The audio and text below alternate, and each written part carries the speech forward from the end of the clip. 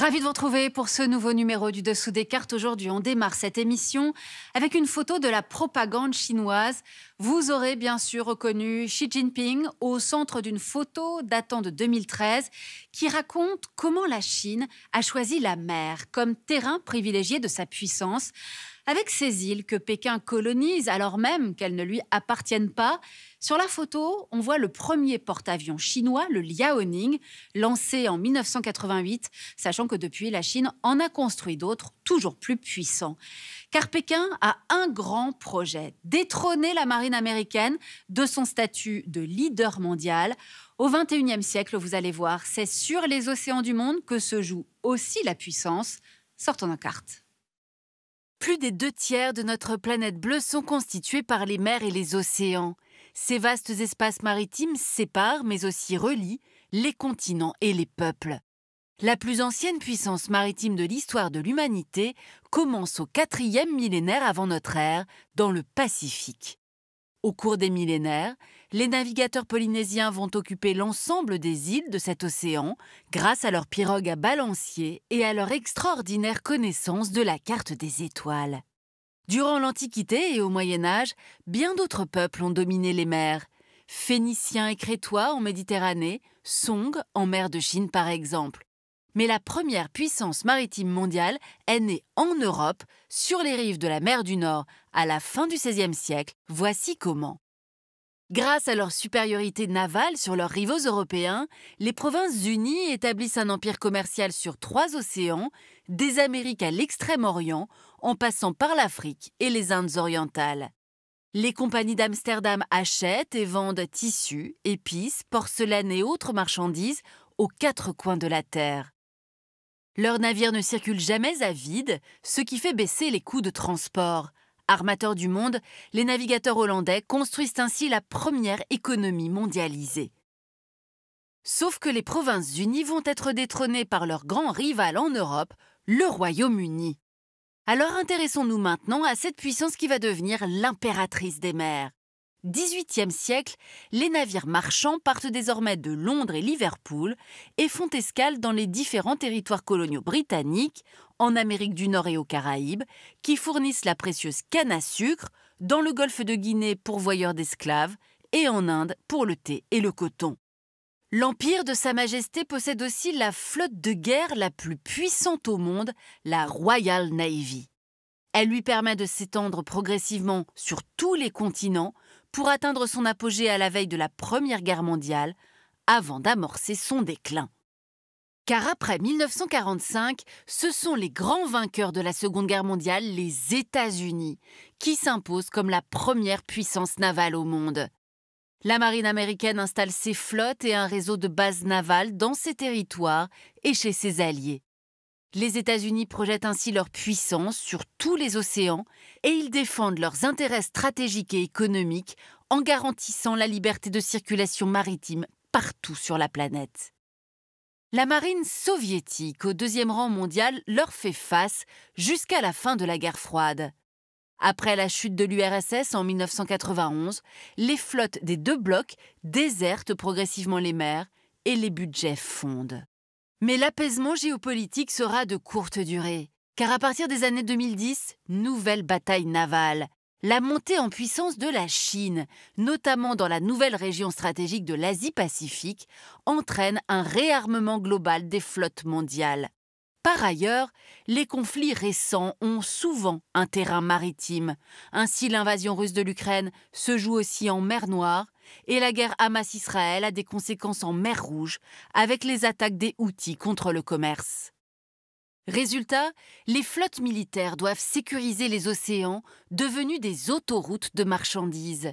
Avec la mondialisation, le commerce maritime représente en effet 90% des échanges en volume. Alors voyons dans ce contexte quel est l'état des forces navales dans le monde et sur quels éléments se fonde aujourd'hui la puissance maritime. Le nombre de navires pour commencer. 2 grandes puissances dominent les océans, les États-Unis toujours, et la Chine, qui a mis les bouchées doubles pour rattraper son retard.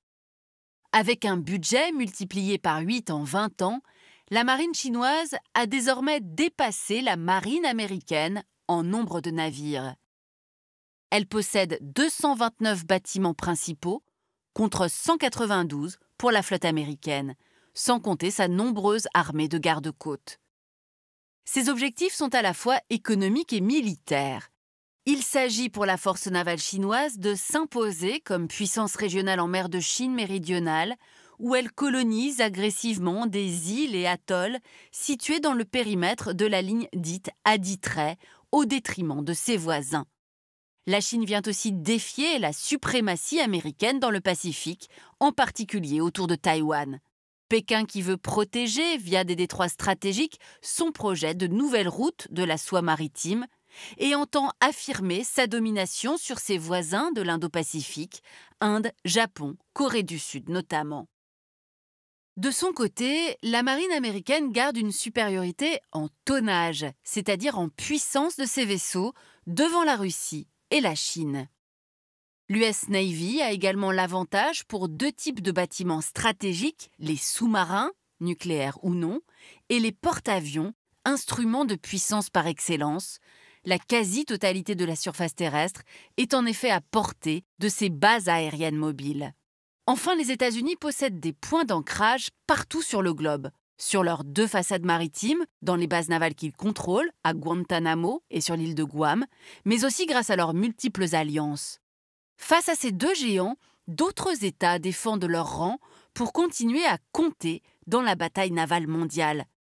Parmi les plus importants, on trouve la Russie, qui a modernisé le vieil arsenal hérité de l'Union soviétique et cherche à s'imposer en mer Noire, dans la Baltique et en Arctique. L'Inde également mène une politique maritime très active et la marine indienne tente de rattraper son retard sur la Chine, sur cet océan qui porte son nom. Quant à la France, elle possède la force navale la plus puissante de l'Union européenne et elle déploie des bases très loin de la métropole, dans le Pacifique en particulier, grâce à son héritage colonial et à ses alliances militaires. On l'aura compris, la puissance militaire, c'est le premier pilier de la puissance maritime. Mais il y a aussi les activités économiques liées à la mer, les ports, le transport de marchandises, la construction des navires et aussi l'énergie et les ressources. Alors pour bien comprendre, voyons tout d'abord quels sont les droits économiques des États sur ces espaces maritimes. C'est à Montego Bay, en Jamaïque, qu'est signée en 1982 la Convention des Nations Unies sur le droit de la mer. Elle définit le cadre international du partage des eaux, au-delà des eaux territoriales qui relèvent de la souveraineté des États, des zones économiques exclusives, ZEE, que vous voyez sur la carte, s'étendent sur 200 000 marins ou 370 km autour des côtes. Les États-Unis possèdent la première ZEE du monde et la France la deuxième, ce qui leur confère des avantages importants. En effet, ces pays ont le droit d'exploiter les richesses marines et les fonds marins de ces zones et d'y développer des activités économiques, pêche et aquaculture, production de gaz et pétrole offshore. Autre secteur économique clé, on l'a dit, le transport de marchandises. L'Union européenne est encore un acteur essentiel dans ce domaine. Un quart des navires de commerce bat pavillon d'un pays de l'UE. Et on trouve 3 Européens dans le top 4 des plus grands armateurs mondiaux de porte-containers. Le trafic portuaire, en revanche, c'est lui déplacé vers l'Asie. Les plus grands ports du monde sont aujourd'hui en Chine et à Singapour, loin devant Rotterdam ou Los Angeles. De même, les chantiers navals ont quitté l'Europe pour la Corée du Sud, le Japon et la Chine encore. Les vraquiers, pétroliers, méthaniers et porte-containers qui sillonnent le globe sont aujourd'hui le plus souvent construits en Asie. Autre enjeu majeur de souveraineté et de puissance, les câbles sous-marins de télécommunications. 486 câbles assurent les liaisons téléphoniques et Internet qui permettent aux États et aux entreprises de fonctionner dans nos économies numérisées. Contrôler ces réseaux stratégiques, c'est contrôler l'information qui y circule. Dans ce secteur, les États-Unis conservent pour l'instant leur position dominante, notamment en Europe, en Amérique latine et en Asie. Mais la Russie et surtout la Chine ont développé leur propre réseau et Pékin construit sa route de la soie numérique au fond des océans. Terminons avec l'éolien en mer qui permet de produire de l'énergie verte. Dans ce domaine d'avenir, la Chine a pris de l'avance sur ses concurrents ces 2 dernières années, en triplant le nombre d'éoliennes offshore. Arrivent ensuite le Royaume-Uni, leader du marché européen, puis l'Allemagne, les Pays-Bas et la Belgique. Et 9 pays d'Europe se sont engagés à développer ensemble leur capacité éolienne en mer du Nord d'ici 2030. Transport maritime, câbles sous-marins, porte-avions, on l'aura compris, voilà qui est essentiel pour être une grande puissance du XXIe siècle. Ultime enjeu maritime, la pêche, car la planète n'en finit plus d'avoir une fringale de poissons. Parmi les plus gros pays pêcheurs, la Chine, toujours elle, présente aux 4 coins de la planète et qui pratique une pêche souvent illégale sur un plan territorial et environnemental. C'est un spécialiste des empires maritimes et c'est avec lui que nous avons préparé cette émission, le chercheur Cyril Coutançais, dont voici l'un des ouvrages. Et nous vous recommandons également cette Géopolitique des mers par Maxence Brichoux, publié aux Presses universitaires de France. Ainsi s'achève ce nouveau numéro du Dessous des cartes. Rendez-vous bien sûr la semaine prochaine, même endroit, même heure. Et d'ici là, n'oubliez pas, arte.tv et nos réseaux sociaux. À bientôt.